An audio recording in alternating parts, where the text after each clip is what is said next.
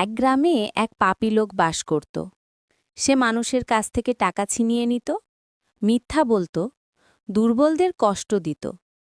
গ্রামের সবাই তাকে ঘৃণা করত, কিন্তু সে ভাবত আমার কিছুই হবে না। একদিন হঠাৎ সে গুরুতর অসুস্থ হয়ে গেল। মৃত্যুর ভয়ে কাঁপতে কাঁপতে বিছানায় পড়ে রইল।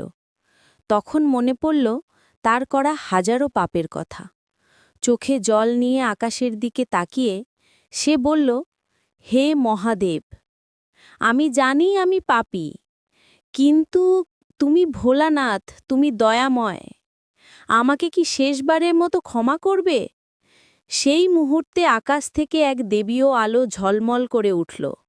মহাদেব আবির্ভূত হয়ে করুণ দৃষ্টিতে বললেন, বৎস, যে শেষ নিঃশ্বাসে ভগবানের নাম স্মরণ করে তার সব পাপ ধুয়ে যায়।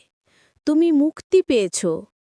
লোকটা শান্ত হাসি মুখে চোখ বন্ধ, আর গ্রামে সবাই বুঝল শেষ মুহূর্তেও ভগবানের নামেই আসল মুক্তি।